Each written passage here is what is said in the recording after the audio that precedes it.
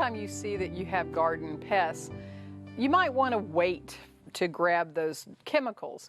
There are some things that you can do to get rid of insects and keep beneficials on the job. Now, the first thing you want to know is, are there beneficials out there after the bugs on your plants?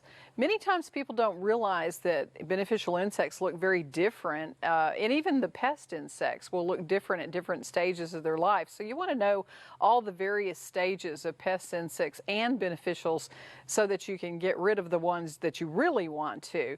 Now, hand picking is one of the easy ways to do pest control, but temperature is very important. Insects will move more quickly as the temperatures increase, so it's a lot easier to hand pick bugs off early in the morning when it's still cool. You can actually wet the plants down with a strong water spray, and that will cool the bugs down too and makes them easier to control. I actually have a pitcher that I put soapy water in and just tap the plants and tap the bugs, the pests right into that soapy water and get rid of bugs that way. Also, just blasting the plants with a strong water spray is a good first alternative for controlling aphids or spider mites and many other pests. You don't want to harm the leaves, but make sure you really spray the underside of the leaves to get all of the bugs off. Now, you can also use your vacuum cleaner in the garden, a dust buster with a crevice type tool on the end, or if your dust buster doesn't have a crevice tool, you might be able to put a black plastic pipe, a flexible pipe in that's used for irrigation to make more of a homemade crevice tool. But I have a shop vac that has a battery pack, and I go out with a crevice tool, and I'm able to vacuum up the stink bug, nymphs, and harlequin beetles, and some of the slower moving pests. And with the crevice tool, I can skip over ladybugs and other beneficial insects and not vacuum those up. Now, you can also put cutworm collars on plants.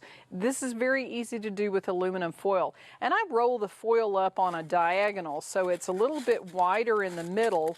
And then I take the ends and twist them together.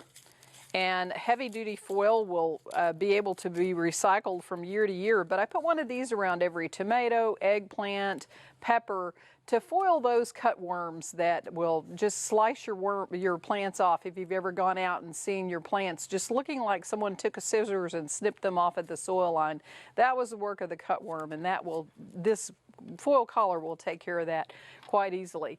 Now, grapefruits and plant saucers or boards can make traps out in the garden. Just put a grapefruit half down, or a clay plant saucer really works best. Put it upside down, and that becomes a trap for pill bugs and snails and slugs. They'll go up under that moist area and congregate, and then you can scoop them up easily and drown them in some soapy water.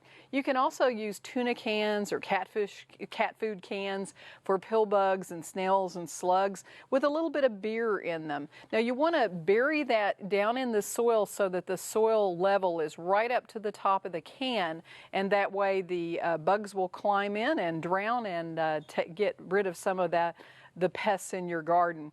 You can also plant trap crops for various bugs. If you're having problems with potato beetles, putting an eggplant or two around your potatoes will help, because the potato beetles love eggplant more than they do the potatoes, and so they'll demolish those plants, and then I just usually pull those plants out and get rid of them, and the potatoes are nice and safe. Parsley worms are beautiful butterflies, but the larvae of the swallowtail butterflies, and they really go after parsley and dill and eat them up. So I just move those worms to my fennel, and the fennel can handle all of that damage, and I still get my parsley to eat. Cardoon and sunflowers and artichokes are great trap crops for stink bugs. The stink bugs love to lay their eggs on it, and the larvae congregate there. It makes them really easy to vacuum off and get rid of. So I make sure I plant those so that I save my tomatoes and peppers from the stink bugs. So there are ways to control insects without using chemicals.